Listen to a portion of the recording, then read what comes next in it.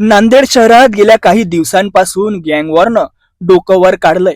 अवघ्या 3 दिवसात 5 जणांची हत्या झाल्यानं शहर हादरलं आहे.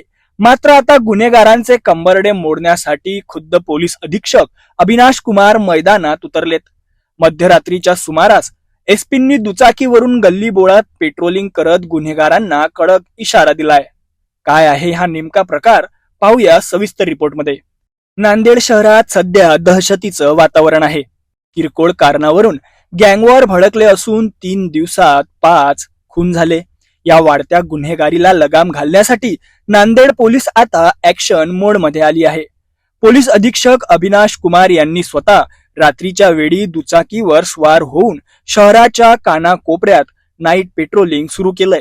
केवळ पेट्रोलिंगच नाही तर पोलिसांनी कोम्बिंग ऑपरेशन राबवून ग्रामीण पोलीस ठाण्याच्या हद्दीतून 25 सराईत आरोपींना बेड्यात ठोकले आहेत.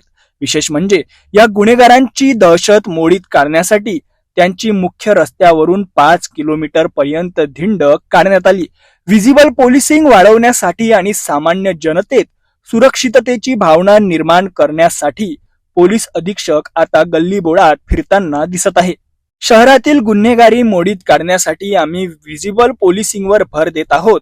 गुन्हेगारांमध्ये पोलिसांचा धाक असावा आणि नागरिकांना सुरक्षित वाटावे यासाठी हे नाईट पेट्रोलिंग केले जात असल्याची प्रतिक्रिया सिटी न्यूजशी बोलताना एसपी अविनाश कुमार यांनी दिली. आमचे लोकांना सुद्धा आणि आमचे स्टाफला सुद्धा की आपण बाईक पेट्रोलिंग जे सर्वात इफेक्टिव्ह पेट्रोलिंग आहे, गल्ली गोळामध्ये आपण जाऊन पेट्रोलिंग करू शकतो. म्हणून आमचे जे स्ट्रीट सेफ्टी पथकचे चार्ली आहे, जवळपास 18 चार्ली आपण सिटीमध्ये ठेवतो आणि तसेच प्रत्येक पोलीस स्टेशनच्या 4 ते 5 बीट मार्शल आहे. आणि जर हा इफेक्टिव्हली पेट्रोलिंग किंवा रोडवर व्हिजिबल पोलिसिंग केला तो बरेच इफेक्ट पडणार. तो आज एक मेसेज आमचे स्टाफसाठी आमची इंटरनल पण आहे की जे काही आम्हाला मीडियम भेटलेला आहे, 4 चाकी असो, मोबाईल असो किंवा मोटरसायकल पेट्रोलिंग, व्हिजिबल पोलिसिंग आमची चांगली आणि इफेक्टिव्ह असली पाहिजे. जर हा चांगली झाली तर लोकांमध्ये एक दिसतो की हा पोलीस आहे ग्राउंडवर आणि गुन्हेगारला सुद्धा दिसतो की पोलीस आहे. तो दोन्हीमध्ये फायदा होतो. हा एक मेसेज होता. आणि मला पण एक अवेअरनेस असतो की हा कौन गल्लीमध्ये जास्त प्रॉब्लेम आहे. आपण गाडीवर जातो तो लगेच पडून जातो, लोक मला दिसत पण नाही. पण मी सिनियर ऑफिसर जर स्वतः ग्राउंडवर 2 व्हीलरवर प्रत्येक गल्ली गोळा एक दिवशी कव्हर केला तो आम्हाला पण थोडा जास्त आयडिया आणि थोडासा जास्त इमॅजिनेशन येतो की कोणत्या गल्लीमध्ये काय प्रॉब्लेम आहे. फॉर एक्झाम्पल आज मी अरुणोदय नगर गेला, कनाल रोड कव्हर केला, पीरबुरांचे गल्ली एकदम आतमध्ये जाऊन पाहिला की हा काय प्रॉब्लेम आहे तिथे आणि कसा आपण अजून जास्त इफेक्टिव्ह पेट्रोलिंग करू. तो एक मला वाटतो स्टाफसाठीच आज मोटरसायकलवर मी फिरलो की आम्ही सर्व सोबत आहोत. जसं आपण म्हणतो all boots on the ground, की सर्व आम्ही ग्राउंडवर आहोत.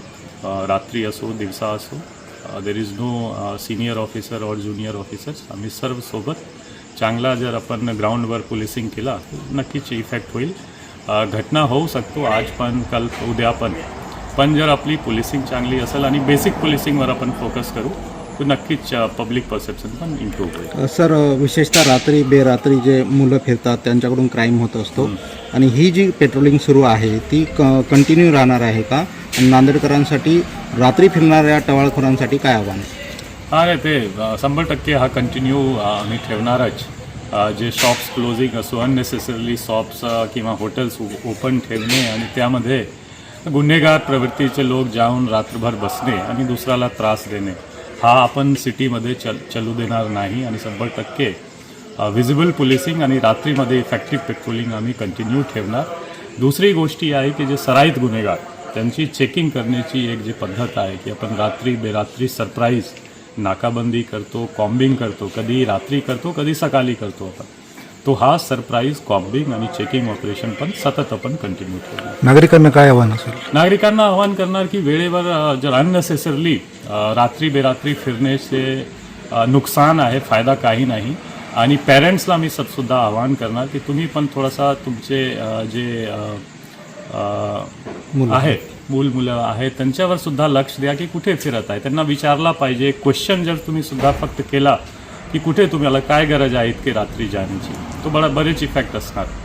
की हा रात्री एक मित्रसोबत अननेसेसरली इकडे तिकडे फिरणे, मूव्ही जाणे, हॉटेलवर जाऊन बसणे किंवा चौकवर असंच जाऊन उभे होणे, ते पेरेंट्स आणि आजूबाजूच्या लोकांना सुद्धा हा एक जबाबदारीची भान असली पाहिजे आणि त्यामध्ये आम्ही पण कॉन्ट्रीब्यूट करणार. एकूणच पोलीस अधीक्षकांच्या या आक्रमक पवित्र्यामुळे गुन्हेगारांचे धाबे दणाणले आहेत.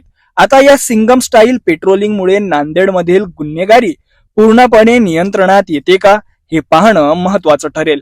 व्हिडिओ आवडल्यास लाईक करा आणि नांदेडच्या अशाच ताज्या घडामोडींसाठी चॅनलला सबस्क्राईब करा.